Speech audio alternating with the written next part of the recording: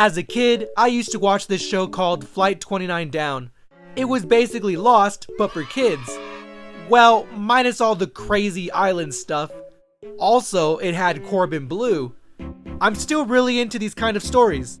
Flight 29 Down, Lost, Castaway, Lord of the Flies, Land of the Lost, but not the bad Will Ferrell movie. Why does this exist? Why would they do this to Chaka? I just like stories where people are stranded and have to figure out how to survive. I also really like space, so add space to being lost and stranded, then make it an anime, and boom! You got today's subject, Astra Lost in Space. Astra Lost in Space is a story that follows 8 teens and 1 kid who go on a school camping trip in space. Yes, in space, because it's the year 2063 and society is extremely advanced, so space travel is very easy to do. So after being dropped off at the campsite on some distant planet, they are attacked by some weird ball of light that eats them up, then spits them out into space. But luckily, and very conveniently, there's a ship right outside the planet near them, so everyone uses their boosters to move towards it for safety. And after they save Pink from dying alone in space, with the power of friendship, they climb aboard and discover they aren't outside the planet they were just on. They're much further now, and they have very little resources to survive. So they come up with a plan to stop planet to planet to refill on their food and water, so they can survive the long journey back home. And after naming the ship the Astra, which basically means to overcome hardships to reach your goal, they set out with hope in their hearts. But oh no! There's a saboteur on board! Dun dun dun dun dun! So now they must work together to survive, with an imposter among them. Now let's introduce the Astra crew, starting with Kanata, an athletic kind person with a big heart. Next we have Aries. She's a clumsy airhead who just wants to be friends with everyone. Then Kitari. She's not very friendly, but is someone who cares about others since she aspires to be a doctor. Also Funi, Kitari's adopted younger sister. She sometimes communicates using this puppet. There's Zach, he's a real smart and stoic person, and also childhood friends with Kitari. Then Sharsh, the pretty boy. He's super into biology. Luca, an artistic person who plays around a lot. Also Yunha, she's the shy, quiet girl who stays in the background. And last, Olgar. He isn't very nice and just doesn't like people. Now let's see who might be sus, while also learning about these characters, in a very Cliff Notes fashion, starting with Kanata. At every turn, he rushes headfirst into danger to help his friends. He does this because as a kid, he wasn't strong enough to save his teacher who died in a hiking incident. Now he must be strong to help everyone, which is why he wants to be captain of the ship. He wants to prove himself. Okay, you don't seem sus. Next, Aries. Now Aries is just super nice, immediately trying to be friends with everyone. She may be ditzy, but has a lot of heart, and we'll get back to her later. Not sus. For now, Pink. Funi, well, she's just a kid. Nothing really sus about her, but I'm keeping my eye on you. Next, Kitari. She's pretty rude to everyone, even her sister. But we learn she's like this because her mom never showed her love, then sprung this kid on her to take care of. But after almost losing Funi, she finally learns how to open up. She's safe. Now Zach. He's also a stand-up guy. Quiet, but smart and capable. Pretty reserved, thanks to his father being a dick. And he can't be the traitor. He's the one who brought it up in the first place. Okay, so Sharsh, Luca, and Olgar we'll get back to later. But these two are pretty sus. Last, Yunha. She's always sad looking and stays out of the way. We do learn she's the daughter of a famous singer and wants to become a singer someday as well. But her mom was a dick who shut her out and never let her sing. So she became this depressed, reserved girl.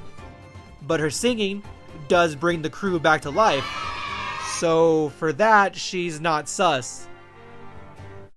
Hey, future matches here. Okay, so for whatever reason, I called Luca Marco during this entire part of the video. Like, it's painful how much I say Marco, and it was too late to fix by the time I realized my mistake. So, just ignore it. Also, like and subscribe. Okay, I'm not gonna explain the whole story, so let's just get into the meat and potatoes of this series. There's a lot of big reveals and twists, explaining even more about our characters and what exactly is going on. So first big reveal, they don't do the intro every episode. What is this, ReZero? Okay, so earlier we saw Olgar had a gun. Kinda sus, bro. Well, he actually found it on board. He isn't the traitor. He just wants to kill Marco. Wait, what? So as a child, Olgar's family treated his older brother much better than him. Are we just skipping over that? He wants to kill him. And basically, they didn't love him. But Olgar's brother treated him kindly. So he looked up to him and also admired his work as a journalist. But while doing a story on a shady politician, his brother mysteriously died. That politician was Marco's dad, the senator. Marco's dad had Olgar's brother killed for getting too close. So Olgar wants to kill Marco as a form of revenge. And Marco wouldn't put it past his dad to kill his brother. But he talks Olgar down by informing him that his dad wouldn't miss him if he were to die. Which strikes a chord with Olgar, since that's how his family would treat his death. And during all this chaos, Marco reveals that he's technically not a boy or a girl, that he's actually intersex. Marco was adopted and raised as a boy, and his dad sees him as a disgrace, so he wouldn't care about his death. And Marco tells Olgar he would help him figure out the truth behind his brother's death and expose his father. So Olgar decides not to kill Marco, and they move on from this. Well, after everyone almost dies.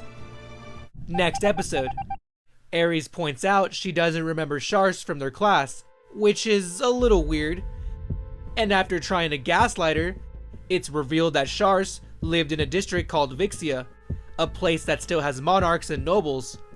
There's also no technology, so things are medieval looking. He lived in the inner walls as a noble, and hung out with a commoner girl, and one day snuck her in from the outer walls, which is illegal. She was then caught by a police officer and pushed off a high place after attempting to get away. Then she was in a coma for 4 years, and eventually her and her family moved away. And wanting to see the world and still upset about his friend, Shars left Vixia, and can't tell people about it, so that's why he suddenly transferred to their school. Okay, you're safe for now. Then the crew crash lands on planet Icarus. Oh no, this place looks like Arizona! So the ship is busted, and they can only fly low to the ground, so space travel isn't possible. They eventually discover an older ship that crashed there long ago, and inside was a woman who's been in a hibernation device for 20 years. This is Paulina, a Russian astronaut. Her and her crew got stranded there while looking for sustainable planets. More on that later. Well, anyway, they were conveniently able to combine the working parts from both ships and fixed it. And after Kitari confesses her dream to become Zack's wife someday, and he hilariously reacts to it, they get engaged. Then the crew leaves Icarus and head off to their last stop before home. So Kitari donated blood to Paulina and decided to check everyone's blood in the process.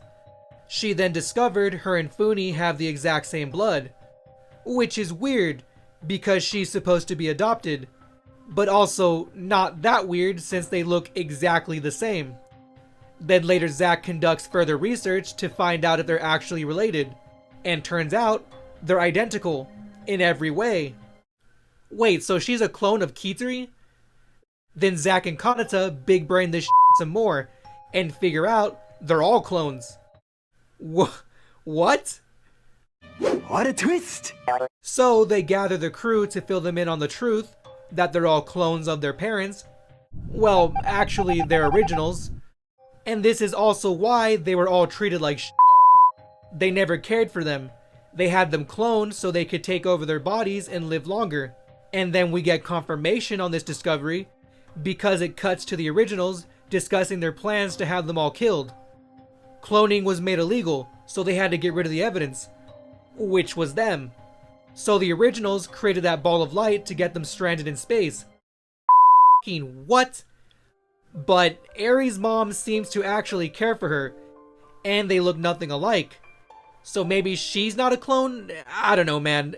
Is there any more crazy shit I should know about? So, they aren't from Earth. What the f***? Their planet is called Astra. What a twist! Okay, so they don't know what Earth is, or any of its history, but Paulina is from Earth. She has knowledge of it. So why is that? Basically, they uncovered this whole conspiracy. Apparently back on Earth, there was a World War III that ended in nuclear fallout. And because this was a horrible decision, the survivors agreed to have a more harmonious way of life moving forward, then unified the Earth's remaining population and rebuilt society.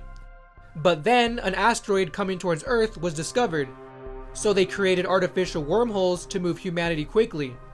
And that's clearly what was used to transport them into space. Okay, so these didn't create the wormhole. They just got their hands on the technology. Anyway, there was problems with moving people with wormhole technology, so instead, they built ships to travel to a sustainable planet, which later became Astra. And searching for a new planet is how Paulina and her crew got stranded. Also, that planet they were floating over in the first episode was actually Earth. It froze over after the asteroid struck it. So they've been flying from Earth to Astra all this time, just like the people from years ago. Crazy. Okay, I think we're done with the twists, right? Right? Wrong! So Kanata thinks about their first encounter with the wormhole, and also about everyone's actions in that situation. He figured if the traitor was sent to kill them, they would have to see it through to the end. And thanks to Ares and her photographic memory, she remembered who the last person to get hit was. They figured out who the traitor is. They found the imposter! Who is it? Is it you? No, it's Olgar! No, that was a lie! To lure the real traitor! Shars! Dun dun dun dun dun! I knew it! Pretty boy bitch. So, why'd he do it? Well, it turns out he's the clone of the king of Vixia. What a twist! Shars knew he was a clone his whole life.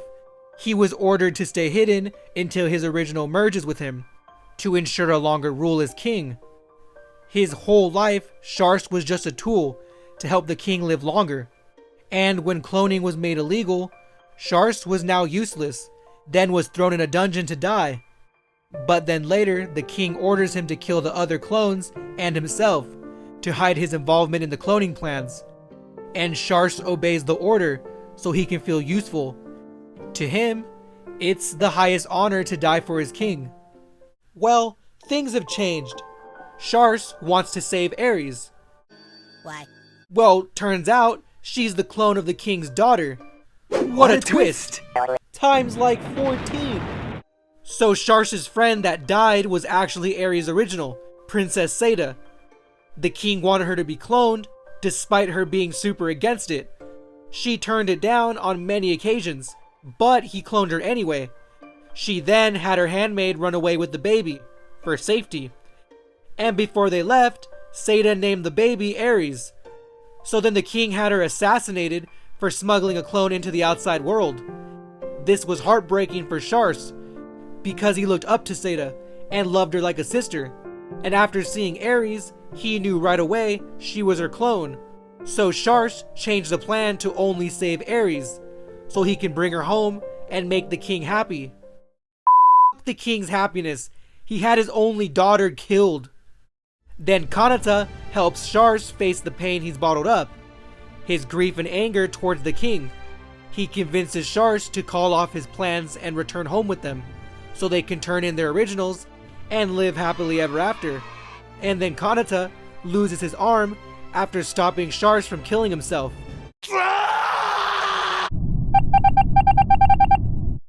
He's just a good guy, no hesitation. He rushes into danger for his friends, no matter what it may do to him. He reminds me of Kamina. That gives him 10 billion points in my book. So, the twists and all that were kinda the shtick of this video. So, that's it. Well, I mean, the series does kinda just end the next episode. And don't worry, they get their happy ending. They get back to Astra and turn in their originals, which was pretty anticlimactic to be honest. They all become famous from being lost in space, and then time jump. Ogar becomes a journalist like his brother, Funi is in high school and Paulina is her teacher, this puppet is still around, Yuna becomes a famous singer like she always wanted to, Kitari is a doctor and married to Zack, Ares is engaged to Kanata, Luca, I actually don't know. Shars is now king of Vixia, Kanata is now captain of the Astra and an explorer. Also, Zack and Shars are a part of his crew. Then they go back into space for a new adventure. Finn. So, I really enjoyed Astra Lost in Space. It's a fun space adventure. What more could a nerd ask for? I liked the animation, the story, the twists, and the characters. And I think my favorite part was how much they explored their different issues, and how much character development they go through in such a short time. It was done well. They were lost in life, but found comfort in each other, found people they truly relate to, found the family they never had, and all it took was to be lost in space. Was that cheesy? I don't know, man. I'm tired. Take it or leave it. I'm going to bed. Peace out.